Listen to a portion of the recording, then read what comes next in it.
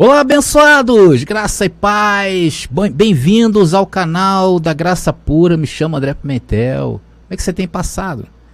Bacana, né? A gente tá junto mais uma vez. Obrigado a todos vocês que se inscreveram em nosso canal. Muito obrigado por terem feito da Graça Pura uma companhia, né, abençoado? Porque aqui o que nós fazemos é lembrar a todos vocês, porque em graça, bem da verdade, nós não ensinamos nada. Porque aquele que tem o Espírito Santo, que é a palavra da graça, já tem toda ela revelada em si. E basta uma só revelação para que todas aconteçam sucessivamente. Então, por isso que você vem a esse canal e você é lembrado daquilo que Deus já te deu antes da fundação do mundo. Muito obrigado a todos vocês, ok? Muito obrigado. Então, queridos, como é de costume, sempre peço, eu ia pedir para que você se inscrevesse, né, no nosso canal, principalmente se você tem se alinhado a nós naquilo que falamos, aquilo você tem se identificado, você tem gostado, Deus tem falado ao teu coração. Então, queridos, faça isso agora mesmo. Se inscreva, aperte o sininho, comente à vontade, deixe o seu like e principalmente compartilhe nas redes sociais das quais vocês pertencem. Bom, queridos, nós vamos a mais um estudo que estamos trazendo à tona alguns versículos que a falsa igreja adulterou. Alguns adulterou na mão grande e outros eles mesmos dizem que alteraram, né? Eles mesmos são capazes de dizer lá que alteraram os textos bíblicos. Ou seja, esse livro, hoje nós entendemos a Bíblia Sagrada, foi um livro concebido por eles. E eles detêm os direitos autorais sobre ela e os direitos intelectuais sobre esse livro. A hora que quiserem vão lá, mete a mão e mudam e fazem isso a seu bel prazer. E hoje vamos falar de alguns textos que reforçam a doutrina da Trindade, só reforçam para eles, mas para nós não passa de acréscimos. Esses textos reforçaram a ideia de que hoje essa falsa igreja foi uma destruição do verdadeiro cristianismo. Vamos analisar alguns destes textos nessa mensagem. Preparado aí?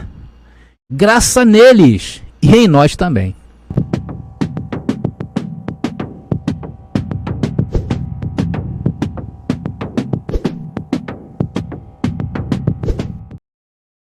Olá, meus irmãos, estamos de volta aí depois de ouvir essa vinheta maravilhosa. Vamos ler na carta de Paulo aos Colossenses, né? capítulo 1, versículo 17, que diz: Ele é a imagem do Deus invisível, o primogênito de toda a criação, ou seja, o primeiro de toda a criação. Amados, para nós em graça, esse verso já seria suficiente para provar que não existe três pessoas, não existe três deuses, não existe uma trindade, existe um único Deus. Existe uma essência que nós podemos ver que ao longo da história se manifesta de acordo com a necessidade. Não que existe 3, 4, 5, 6, 7. Não, Deus é único. Porque Jesus é Deus. Jesus é a imagem do Deus invisível, daquilo que era invisível. E hoje não é mais... não podemos interpretar que Deus seja três. Mas o ser humano, sem entender, né, eles pegam a Bíblia, que já foi muito mexida, e ficam assim: André, mas lá em João diz isso. André, mas lá em Coríntios já diz aquilo, né? Não, mas na carta de João ele escreveu isso, e é a Trindade. E muitos abençoados, até mesmo aqueles que estão em graça, ainda se sentem confusos em relação a essa doutrina, né? Uma doutrina que não tem base bíblica. E nós vamos ver alguns desses trechos que eles adulteraram para reforçar essa ideia de três deuses, né? Muita gente me questiona e me pergunta: André, por que você insiste em divulgar textos alterados da Bíblia? Amados, primeiro, para nos mostrar que a Bíblia é um livro que tem dono. E o dono dela é o sistema religioso. E o sistema religioso, as duas maiores facções do sistema religioso, existe a facção evangélica, que dividiu esse livro em 66 livros, e existe a católica, que dividiu esse livro em 73. Então, fora os livros apócrifos que nós temos sempre falado deles aqui no canal. E o segundo é para provar, por A mais B, que a Bíblia foi mexida sim. E que ela não é sagrada coisa nenhuma. Não foi um livro que desceu do céu sobrenaturalmente. Não, abençoado. É um livro que tem dono. E o dono é o sistema. E mais do que os direitos autorais, ela detém os direitos intelectuais. Os direitos que ela exerce das doutrinas na sua mente, por exemplo. Então, principalmente para os que ainda não tiveram acesso a essas informações, né? E nós falamos isso para que essas pessoas tenham acesso, porque hoje nós temos plataformas como o YouTube, que é uma plataforma que dá essa liberdade, até hoje, tá, amados? Porque o dia de amanhã ninguém sabe o que vai acontecer, para que canais iguais a estes divulguem as mentiras da falsa igreja. É necessário. Então, se você vê só, a Bíblia, ela não é uma coisa fechada. Ela é fechada para uma facção, que tem 66 livros, e para a outra é 73. E qual das duas estão certas? Então eles mexem, eles tiram ao seu bel prazer. A terceira coisa, para que aqueles que estão em graça hoje se solidifiquem, porque isso é revelação de Deus para a vida, para a nossa vida. E entenderem melhor o caminho certo que nós escolhemos, que foi a graça. Estas coisas veio para dar base. Por isso que eu falo, a história está a nosso favor. As ciências estão a nosso favor. Aqui nós não negamos nada, nem da parte da Bíblia, quando ela mostra seus erros, e nem rejeitamos a ciência. Até porque a graça, queridos, é a ciência que Deus criou para que nós possamos lidar com a fúria deste mundo, a fúria da nossa própria carne e a fúria do sistema enganoso, mentiroso, religioso que nós temos. E quando você consegue expressar que diante de tudo que você está vendo, você está dizendo que está tudo bem, né? E eles, quando nós falamos isso, não nos entendem. Eles acham que nós ficamos loucos. Eles são os primeiros a dizer, olha, vocês não estão vendo aí que está tudo ruim? Está tudo ruim, não. Tudo está bem porque Deus está no controle de todas as coisas. Então essa concepção de graça faz a gente mudar a visão que nós tínhamos a respeito de tudo, inclusive da Bíblia. Abençoados, houve durante a história da igreja, durante os 2000 anos de história da igreja, reuniões dessa falsa igreja chamada concílio. E ali eles se reuniam e mexiam na Bíblia para atualizar as suas escritas. O que eles pegavam? Reuniam os cabeças representantes e alteravam os textos da Bíblia. Eu vou contar uma dessas histórias que aconteceu em um desses concílios, mas era mais ou menos assim. Era dividido 100 pessoas, 100 padres, 100 arcebispos, enfim, 100 pessoas eminentes do sistema religioso, e falava, e aqui, o que vocês acham? Vamos alterar? Aí 50 falavam que sim, e 50 falavam que não, aí voltava para o desempate. Mas as coisas eram mais ou menos movidas assim. E a Bíblia é um livro, queridos, muito difícil de se entender. Às vezes, talvez não seja uma coisa conspirada para isso. Mas nós temos que entender que existe dificuldades de transliteração de um idioma para o outro. Isso nos dias de hoje já existe e muito mais naquela época. Hoje talvez seja mais fácil. Se você quer fazer, por exemplo, um livro de uma língua universal, você vai escolher o inglês. Mas antigamente não tinha isso. Então, abençoados, isso é o que se sabe oficialmente falando sobre esses concílios. Porém, é certo que houve muito mais reuniões secretas do que se imagina para dilacerarem textos inteiros da Bíblia. E que na Inquisição, né, vocês sabem desse período da Inquisição da igreja, onde mataram milhares de pessoas que se opunham ao seu regime. Os chamados hereges, né, chamavam as pessoas de herege. Eram pessoas queimadas vivas em praças públicas, como foi o caso de Joana d'Arc. Quem não sabe da história de Joana d'Arc, é só procurar aí que vocês vão saber quem é essa mulher. Eram pessoas decapitadas, enforcadas, degoladas, pessoas serradas ao meio. Fora as sessões de tortura que estas pessoas tinham para confessarem que estavam em heresias e depois eram mortos. Então a igreja ela sempre se opõe muito forte àqueles que rejeitam as suas doutrinas. Hoje ela está quieta, ela está calma em seu canto. Mas volta e meia a gente vê, os papas vêm a público e pedem perdão para a humanidade por esse período negro da igreja. E hoje a Inquisição pode voltar? Talvez você faça essa pergunta. É só eles quererem. Eu não duvido nem um pouco, abençoados, que isso possa acontecer. É só eles decidirem quem é herege e quem não é. E aí começarão as perseguições. Por isso que existe um comportamento da parte dos religiosos. Quando eles vêm a esse canal, eles se sentem muito ofendidos. Mas a gente não ofende a ninguém aqui. Nós estamos trazendo à tona o entendimento que nós temos das doutrinas hoje. Essas doutrinas forçadas, esses textos forçados que eles fizeram para dar base às suas doutrinas de fé. E aí as pessoas se sentem ofendidas, o que elas fazem? Elas deixam comentários, às vezes, mal criados. A primeira coisa que ela fala, já viu? É heresia. Porque isso funciona no sistema religioso. Quando um pastor fala assim, olha, por exemplo, alguém que se afastou da igreja, né? Aí foi aquela pessoa bastante iminente dentro daquela igreja, se afastou, e aí o pastor pegou aquele remanescente, ele falou assim, eu não quero ninguém aqui curtindo o post do fulano de tal no Facebook, não. Porque aquele fulano aí está em heresia. O que vai acontecer com aquelas pessoas? Elas não vão comentar nos posts daquele abençoado, que na visão do pastor é um herege.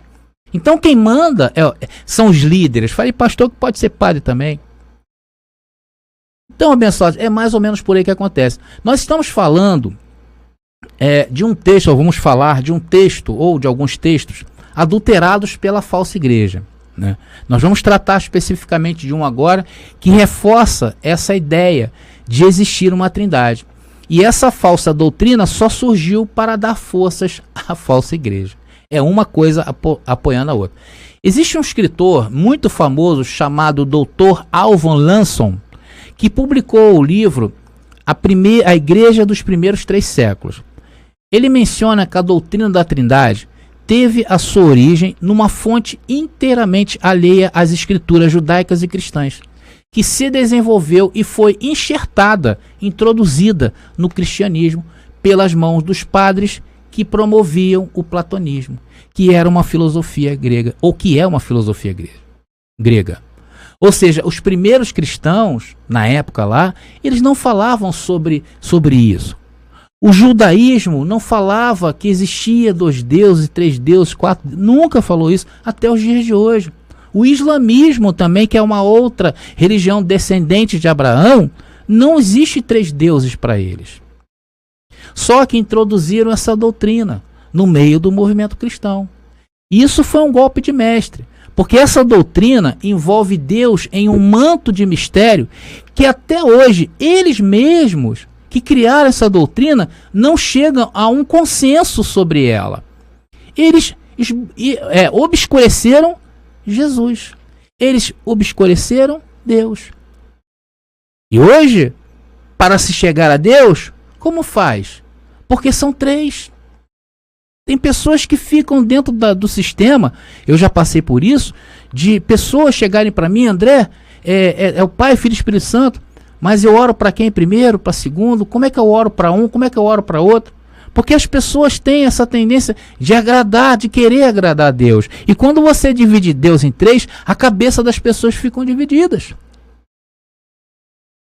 E aí o que vai encontrar? Vai encontrar confuso o caminho para Deus. Mas aí surgem quem? O pastor. O pastor é um só. E esse, segundo eles sustentam, é o encarregado de levar essas pessoas a Deus. É o encarregado de prestar contas por você a Deus. Que mentira. Alguém vê esses grandes pastores, padres, médiuns, preocupados em levar alguém a Deus? Vocês veem isso nele? Eu não vejo. Primeiro, eles nem saberiam se quisessem. E depois, a única coisa que eu vejo neles é sangue. É isso que eu vejo. E muita gente acha que é dinheiro. Mas, amigo, não é só dinheiro, não. É o poder que essas entidades têm sobre a vida daqueles que se submetem a eles. É muito mais do que dinheiro, meu amigo. Eles mandam na alma dessas pessoas. Por isso que nós devemos dar um glória a Deus, porque hoje nós estamos livres disso. E essa doutrina da Trindade, ela veio sendo desenvolvida por Tertuliano. Vocês sabem quem é Tertuliano? Ele foi um importante líder lá do movimento do primeiro cristianismo, nascido em 160 depois de Cristo, depois da morte dos discípulos. E este homem foi um dos defensores do sistema religioso, depois criado mais tarde esse sistema, lá no século IV. Ele começou então a desenvolver esse pensamento de três deuses. Ele foi o responsável pelo termo, por aparecer no cenário a primeira vez esse termo Trindade, uma palavra em latim, e que não tem na Bíblia. A palavra Trindade não tem na Bíblia. Houve várias teorias pagãs que entraram no conceito trinitariano de hoje. É uma mistura curiosa de ideias e termos jurídicos, filosóficos, que habilitaram Tertuliano a elaborar a doutrina trinitária, numa forma que, apesar das suas limitações e imperfeições, forneceu a estrutura para a posterior apresentação dessa doutrina no Concílio de Nicéia. Foi sendo aperfeiçoado o que Tertuliano fez. Tertuliano, ele deu o pontapé inicial. E mais na frente, no século IV, ali por volta, quando aconteceu o Concílio de Nicéia, foi aprovado como dogma de fé a Trindade. Inclusive, essa reunião, esse Concílio de Nicéia, ele foi o responsável por mudar todo o conceito dos escritos antigos. Vocês notem como foram sendo desenvolvidas estas ideias sobre Trindade. E não foi só sobre Trindade, sobre várias doutrinas. E isso começou a ganhar forma e corpo. E hoje essa doutrina anticristã ganhou a mente de todos. E como Deus está corrigindo as coisas, né, as coisas coisadas pelos homens maus e perversos, vamos ver alguns textos acrescentados aí para amenizar, para descoisar estas coisas que estão coisadas, como diz meu amigo Geraldo. Vamos ler então na primeira carta do apóstolo João, do discípulo de Jesus de Nazaré, João, capítulo 5, versículo 7 e 8.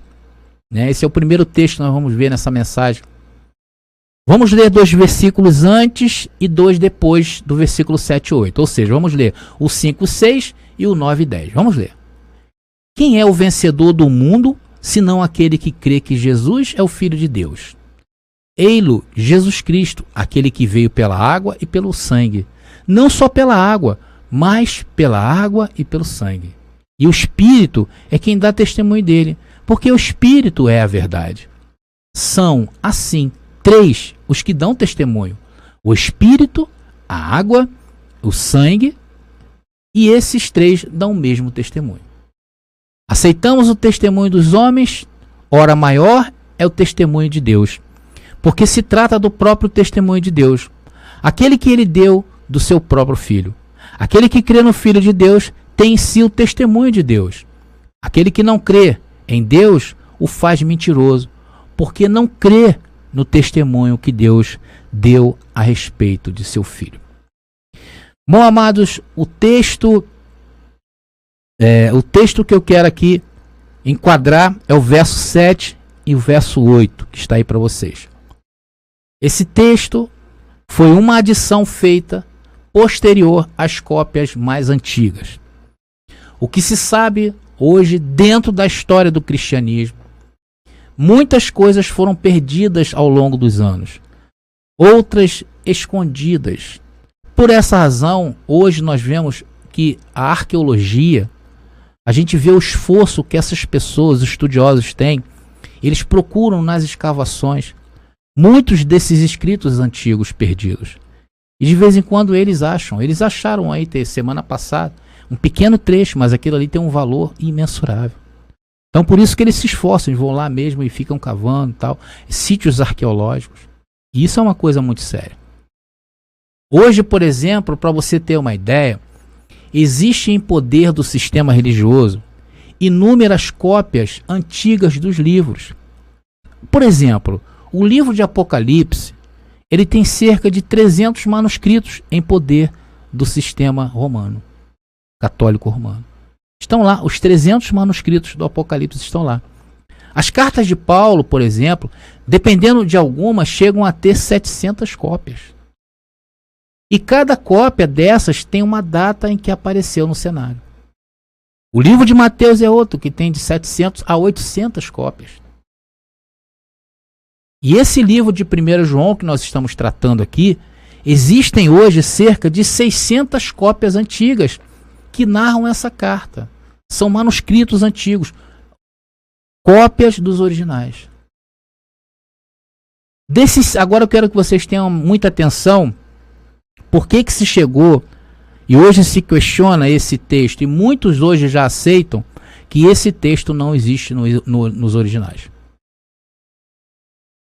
Desses 600 livros, dessas 600 cópias que existe hoje em poder da Igreja Romana, 99% deles não aparecem esse texto de 1 João capítulo 5, versículo 7 a 8. Apenas em 1%. Ou seja, se formos levar para a matemática, apenas 6 cópias dessas aparecem esse texto. 6 cópias, olha abençoado, 6 cópias contra 594 cópias. Já era suficiente para o sistema o quê? Abolir esses 2 versos, que dão base à doutrina da Trindade. Mas hoje o sistema aderiu estas 6 cópias contra as 594. E aparece esse texto aí. E colocaram esse texto em todas as Bíblias. Vocês veem aí, todas as Bíblias têm esse texto. Por isso que a Bíblia, eu falo para vocês, ela pertence a um sistema para dar a base às suas doutrinas de engano. E tem mais, dessas 6 cópias, 5 delas foram de um período posterior à edição mais famosa hoje do sistema religioso, que foi publicada por Erasmo em 1516. Ou seja, 5 dessas cópias, das 6, apareceram incrivelmente depois de 1516. Por isso, esse texto levanta suspeitas sobre esses manuscritos. E isso, abençoados, é sabido de cor e salteado pelo sistema religioso. Eu digo daqueles que estudam nisso. Porque está arriscado aí você procurar o seu pastor e pedir informações sobre isso, e ele vai ficar boiando. Porque ele não quer nem que você saiba disso, nem ele quer saber disso. Ele quer, na verdade, te dominar pela ignorância. E quando tu vem com uma pergunta dessa, se prepara, porque você vai ser excomungado. Mas voltando aqui às 5 cópias das 6 que apresentam esse texto de 1 João capítulo 5, versículo 7 e 8, foram escritos depois que Erasmo lançou a sua Bíblia. Um texto, diz que foi o texto mais completo que existe. E tem mais uma coisa. Esse único que sobrou dos 6 que foram escritos, a essa edição mais famosa da Bíblia, que foi em 1516, que esse aí, ele diz, existe realmente comprovações que esse texto, ele é anterior a esta data. Só que nesse um que sobrou, ele apresenta uma diferença grotesca entre o que hoje o texto de 1 João, conforme nós estamos citando, diz, e o que está escrito nesse manuscrito.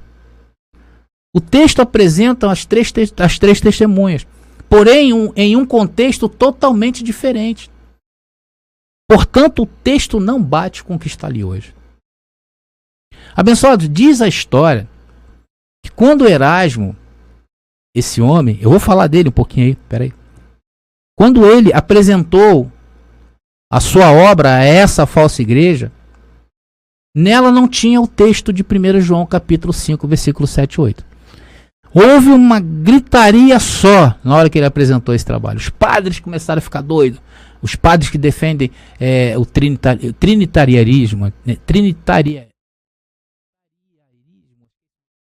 Por aí. Que defendem a Trindade. E nela, abençoado, não tinha. Então os padres ficaram revoltados, dizendo como é que isso é possível.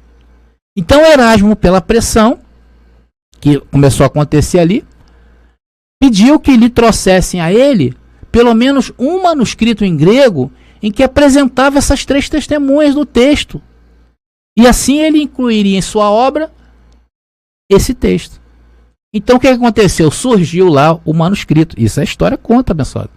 Surgiu o manuscrito lá que tinha, era mais antigo, e trouxeram a ele essa cópia.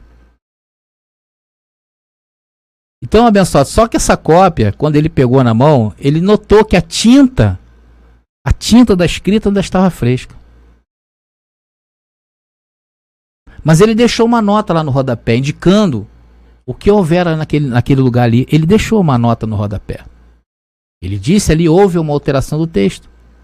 Sendo que depois que ele morreu, tiraram essa nota. E assim ficou o texto que nós conhecemos hoje em questão. Ou seja, reforçando a ideia que a falsa igreja forçou barra nesse texto. Para hoje está sendo base da doutrina da Trindade. Abençoado, só para efeito de conhecimento, vamos falar um pouquinho só pouca coisa desse Erasmo de Roterdã, né? Conhecido como Erasmo de Roterdã, é uma cidade holandesa. Ele foi um teólogo, filósofo também humanista. Ele publicou em 1516 a sua compilação e edição do texto grego do Novo Testamento, bem como a sua tradução para o latim, obra que o consagraria como o maior erudito europeu de todos os tempos, até os dias de hoje. Ele foi só isso. Então vocês notem que nós estamos citando a história, e essa história corrobora conosco. Por isso nós resolvemos sair do sistema. E hoje o Senhor nos abre mais ainda a nossa visão e mostra que estes homens, o que eles fizeram ao longo do tempo, em cima da palavra, em cima da Bíblia. Por isso que nós não podemos hoje conceber que esse livro não tenha um direito autoral, que esse livro não pertença a alguém. Pertence. E intelectualmente muito mais ainda. Então está claro o que aconteceu naquele momento. Trouxeram lá, ele pediu que seja um manuscrito só, e trouxeram para ele, só que ele notou que a tinta estava fresca. Ele não se deu convencido, deixou uma nota de rodapé lá. Falei assim, eu mudei aqui porque fui pressionado, e apareceu um texto lá dizendo que esse texto aqui é original. Então esse texto, por ter sido adulterado, e hoje se tornar quase que impossível redefini-lo, podemos considerar retirar esse versículo. Tranquilo, sem problema. E detalhe, não vai fazer diferença nenhuma no significado.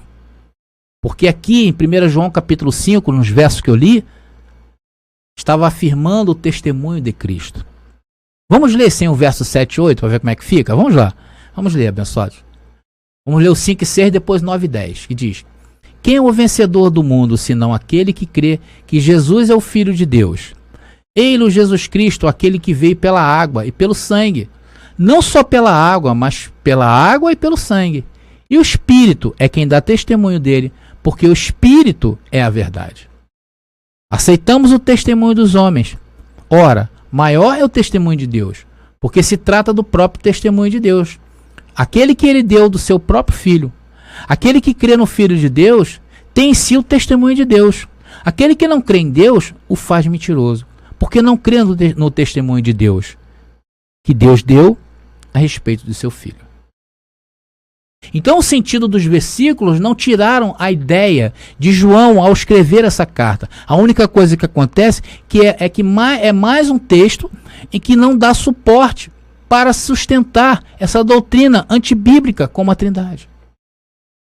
E se você ainda quiser conservar o texto original, aquele que foi lá apresentado por Erasmo, eu vou ler aqui para você. O versículo 7 e 8 de 1 João capítulo 5 diz assim, olha: pois há 3 que dão testemunho, o Espírito, a água e o sangue, e os 3 são unânimes num só propósito. Então você chega à conclusão que não tem nada de Trindade aí.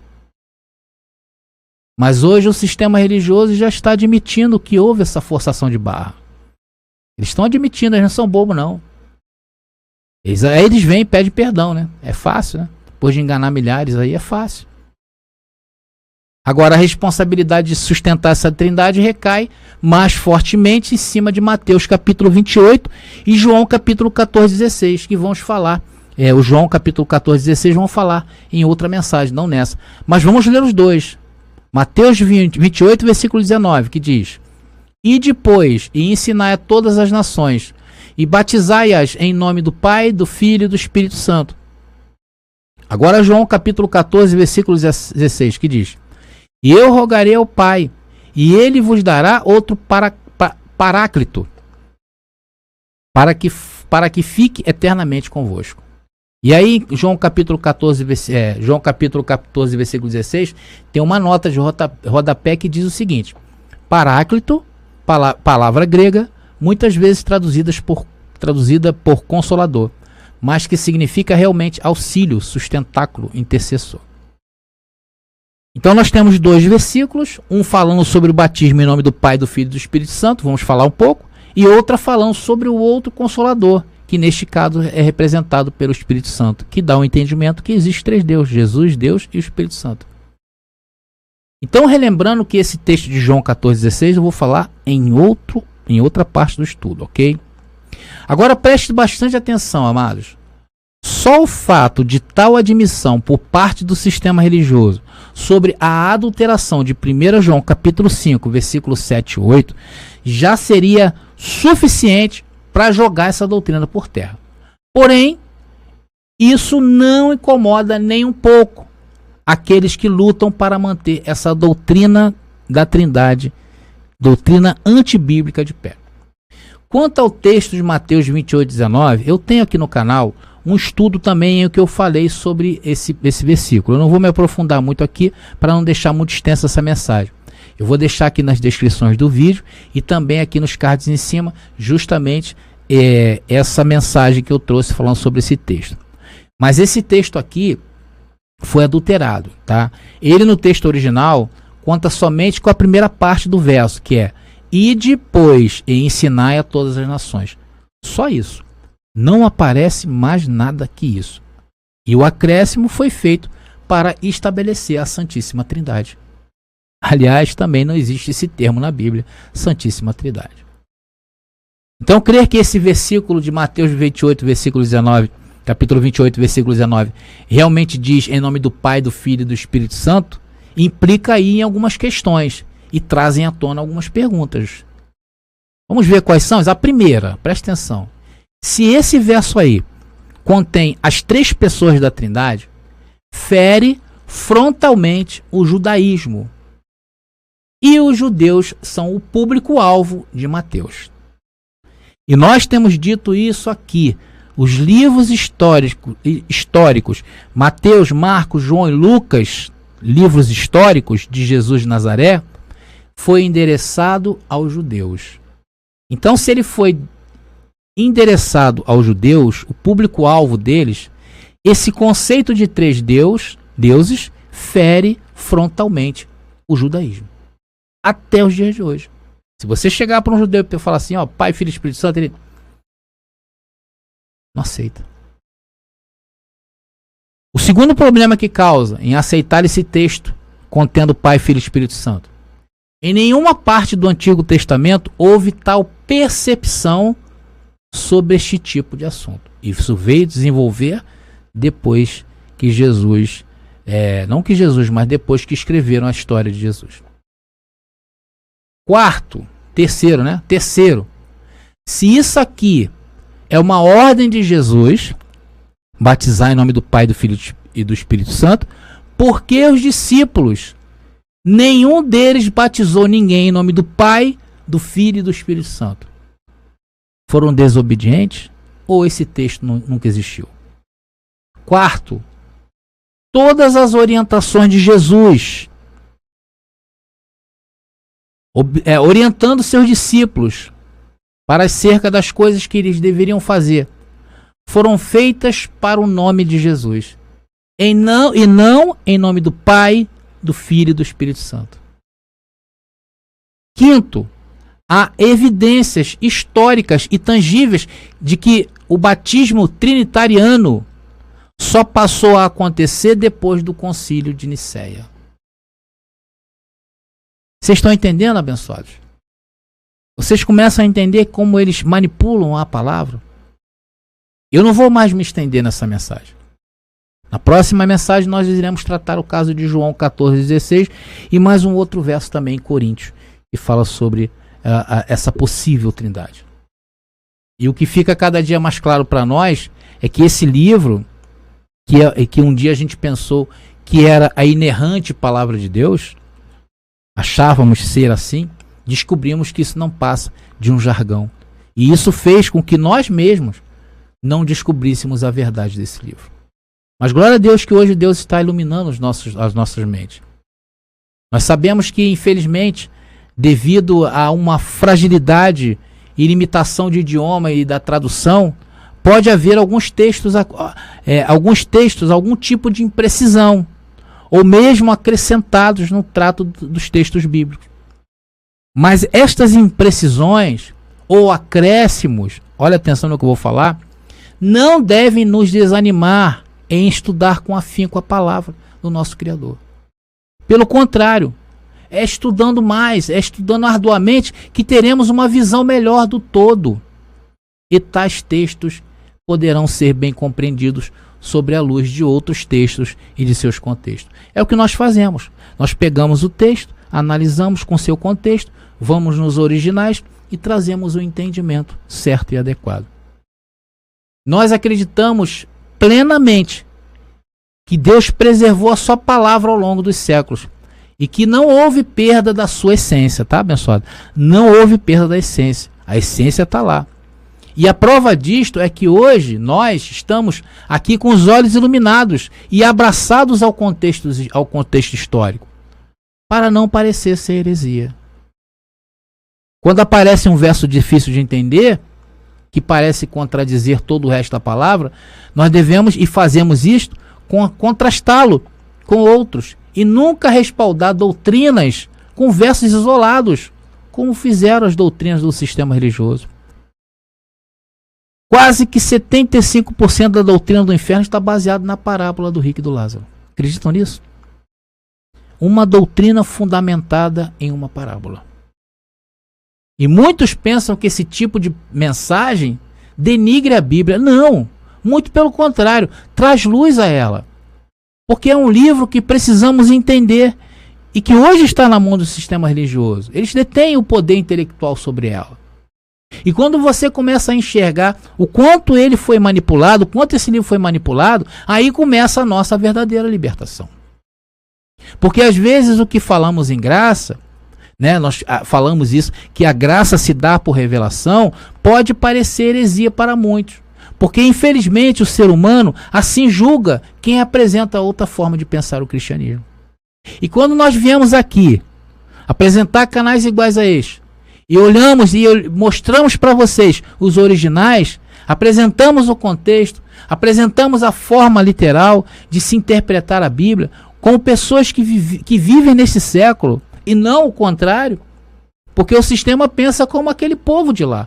Eles não pensam como o povo daqui, e isso não pode, abençoados. Quando a gente começa a fazer isso, começamos então a chamar a atenção. Então eles vão lá e pesquisam. Essa é a intenção disso tudo. Tudo que falamos. A intenção é provocar a pulguinha atrás da orelha. Para que você vá lá e comece a cutucar. Futuca daqui, futuca dali, cutuca daqui, cutuca de lá. Falamos de coisas reveladas. Falamos de ter os olhos iluminados. Que parece o jargão. Mas falamos também do contexto histórico acerca da Bíblia. E isso vai dando credibilidade para nós em graça. E hoje, tudo o que é apresentado nesse canal é feito para dar base a todos vocês hoje que estão em graça. Nós estamos encerrando essa conversa de hoje. Se você não se inscreveu em nosso canal, faça hoje mesmo. Deixe os seus comentários, deixe o seu like. E juntos estamos aí firmes e fortes para combater as doutrinas e as doutrinas heréticas do sistema religioso. Graça e paz aí. E até a próxima mensagem.